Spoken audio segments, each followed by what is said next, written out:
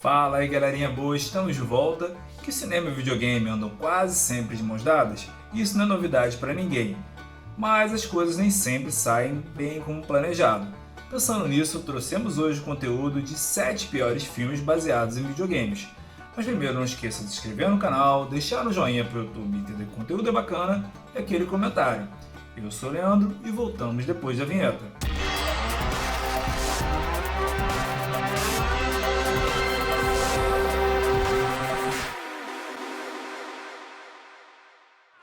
Double Dragon é um filme americano de artes marciais de 1994 baseado na série de videogames de mesmo nome e dirigido por James Yukishi.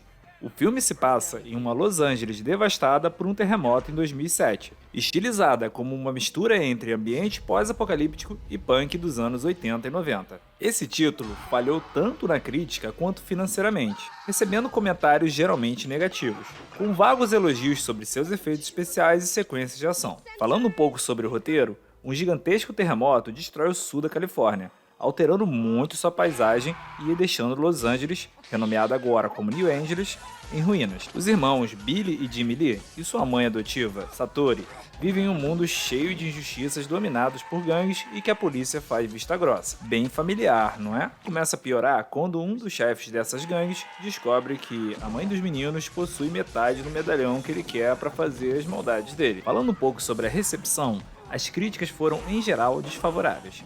O Washington Post chamou de ritmo desajeitado e atuando de forma amadora.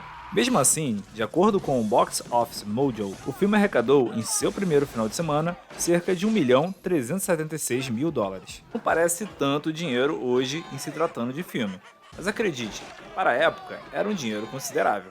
House of the Dead é um filme de ação e terror de 2003 dirigida por Will Bow. Mesmo sendo baseado na franquia de videogames de mesmo nome, não é necessariamente uma adaptação direta, mas sim, segundo Bow, uma prequela do jogo original de 1996. Após o lançamento, House of the Dead foi universalmente criticado, dando a Bow uma reputação negativa que continuaria ao longo de sua carreira. O filme teve um desempenho comercial razoável, arrecadando cerca de 13,8 milhões de dólares, com um orçamento de 12 milhões. Falando um pouco sobre o enredo, depois de reservar uma viagem de barco para participar de uma rave em uma ilha localizada na costa de Seattle chamada Isla del Muerte, dois estudantes universitários descobrem que ao chegar ao cais estão atrasados e que o barco que deveria levá-los à ilha já partiu. Foi quando um capitão de barco chamado Victor Kirk e seu primeiro imediato oferece-lhe uma carona. Chegando à Isla del Muerte, eles encontram o lugar todo zoneado. Falando um pouco sobre a crítica, no Rotten Tomatoes, o filme foi classificado como o 41º dos 100 piores filmes. Um crítico atribuiu, abre aspas, uma bagunça suja, desarticulada e principalmente sem qualquer inteligência ou cérebro. No Metacritic, o filme tem uma pontuação de 15 em 100, com base em 15 críticos, indicando, abre aspas, a versão esmagadora, fecha aspas. Em 2009, a Time listou o filme como sua lista de 10 piores filmes de videogame de todos os tempos. Resident Evil é uma série de filmes de ação e terror baseada na franquia de videogames japonesa de mesmo nome da Capcom. Cabe ressaltar que aqui nós não vamos falar de um título específico, e sim sobre toda a franquia de filmes. Outro ponto bem importante é que os filmes não são necessariamente ruins. Eles, em geral, foram sucessos de bilheteria e tem uma história até bem bacana. Aqui a crítica principal é que faltou um pouco mais de fidelidade com as histórias originais dos títulos de videogame. O Chicago Tribune declarou o primeiro título como um dos poucos filmes de videogame a realmente recriar a experiência do jogo. Por outro lado, o The Austin Chronicle chamou de desastre absoluto, mais que uma destruição ambiciosamente alucinante e explodindo com a cinematografia deslumbrantemente sórdida. Nossa, que crítica, hein? Já o Seattle Times marcou o segundo filme como uma melhoria considerável em relação ao original, dizendo que, abre aspas, compensa a bagunça miserável de Resident Evil 2022. E por fim, o Los Angeles Times deu ao quarto filme uma crítica positiva, alegando que, abre aspas, a ação é mais fácil de ler do que na maioria dos filmes do gênero, e portanto, mais agradável. Fecha aspas. Como eu falei anteriormente, os filmes não são necessariamente ruins, pelo contrário, tem bastante cena de ação que falta às vezes em muitos jogos de videogame. O que faltou um pouco foi um pouquinho mais de fidelidade com os títulos originais. Postal é um filme de comédia de ação satírica americano-alemã de 2007, co-escrito e dirigido por Will Bow. Olha ele de novo aí. Como a maioria dos filmes anteriores de Bow, Postal é uma adaptação cinematográfica de um videogame e também, como seus antecessores, foi um fracasso comercial e crítico, arrecadando apenas 1% de seu orçamento. Logo após a produção desse filme, Bow anunciou que provavelmente faria uma sequência, mesmo que fosse direto para a televisão. Em entrevista em 2002, ele anunciou que uma sequência já estava em negociações. Em 28 de agosto de 2013, Bow anunciou que estava financiando a produção de Postal 2 através do Kickstarter. Entretanto, em 5 de outubro do mesmo ano, o projeto foi cancelado por falta de arrecadação. Postal estreou no Fantasy Festival de Montreal em 21 de julho de 2007. O filme percorreu vários outros festivais de cinema nos Estados Unidos e Europa, até finalmente receber um lançamento bem limitado na Alemanha, em 12 de outubro. Nesse país, arrecadou durante toda a temporada apenas $142 mil, bem pouquinho. Já em terras americanas, o lançamento se deu apenas em 23 de maio do ano seguinte, em um lançamento extremamente limitado a 4 telas.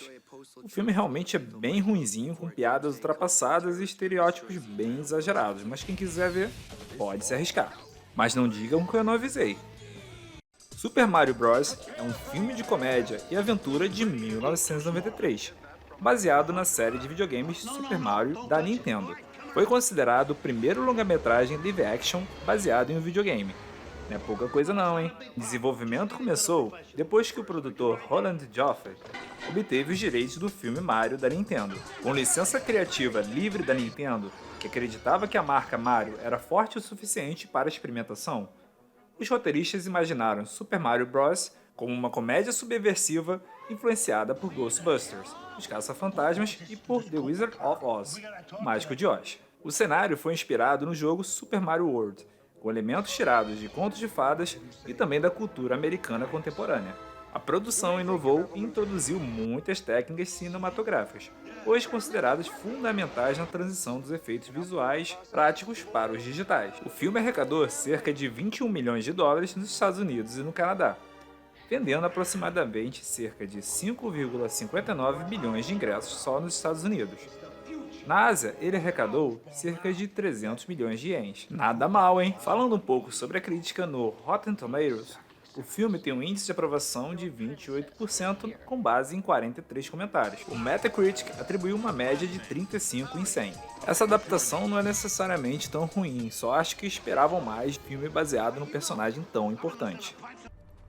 Street Fighter: The Legend of Chun-Li é o segundo filme produzido sobre a série de jogos eletrônicos Street Fighter, mas ao contrário do primeiro título, a história é focada em apenas um personagem, como já sugere o título, a própria Chun-Li. Foi lançado nos Estados Unidos em 27 de novembro de 2009, recebendo críticas majoritariamente negativas e sendo pobre na bilheteria, ganhando uma receita total de cerca de $12 milhões contra um orçamento de 50 milhões.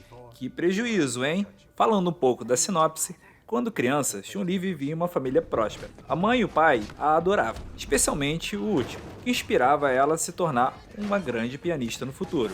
Quando a jovem começou a mostrar interesse nas práticas de artes marciais, o pai não recusou começar a treiná-la. Tudo estava indo muito bem até que um dia, Mr. Bison entrou em sua casa e sequestrou seu pai. O que cá entre nós é o maior vacilo. Continuando os desejos de seu pai, Chun-Li realmente se torna uma pianista, até que um dia recebe o pergaminho estranho. Após a morte de sua mãe, ela decide encontrar o dono do pergaminho, então viaja para Bangkok, onde encontra a Jen, que transmite toda a sua sabedoria e os bizus de como acabar com Bison, que acaba se sentindo ameaçado e contrata os melhores lutadores do mundo, Vega e Balrog. A história do filme até que não é ruim, mas foi pessimamente executada e se tornou um filmezinho bem sem sal. Alone in the Dark é um filme de ação e terror de 2005, dirigido também por ele, Will Bow. Baseado na série de videogames de mesmo nome, conta a história de investigadores paranormais que combatem uma ameaça sobrenatural. A história é mais especificamente baseada numa adaptação do jogo Alone in the Dark: The New Nightmare. Como os outros filmes de Bow, a Após o lançamento, ele recebeu críticas extremamente negativas para a história, diálogo, efeitos especiais e desempenho. Com apenas 1% de aprovação no Rotten Tomatoes, Alone in the Dark é considerado um dos piores filmes já feitos, ao contrário da série de jogos que são todos maravilhosos. Essa película foi também um fracasso comercial, arrecadando cerca de 12,7 milhões de dólares com um orçamento de 20 milhões, mais um prejuízo para Bow. Uma sequência com elenco e histórias diferentes foi lançada para mídias domésticas, ou seja, televisão, em 2008. Bow atuou como produtor. Voltando às críticas, a Entertainment Weekly deu ao filme uma nota F, comentando que ele era tão ruim que é pós-moderno. Não entendi a crítica. Na única crítica positiva do filme listada pelo Rotten Tomatoes, Michelle Alexandria, da Eclipse Magazine, escreveu: Alone in the Dark não vai incendiar o mundo, mas é amplamente bem sucedido com o que tem para trabalhar. Apenas não leve a sério, que você com certeza vai se divertir bastante. E aí, galerinha boa, 7 piores filmes baseados em videogames. Eu espero que vocês tenham gostado do conteúdo. Não esqueçam de se inscrever no canal, deixar um joinha pro YouTube entender que o conteúdo é bacana e aquele comentário. Até a próxima!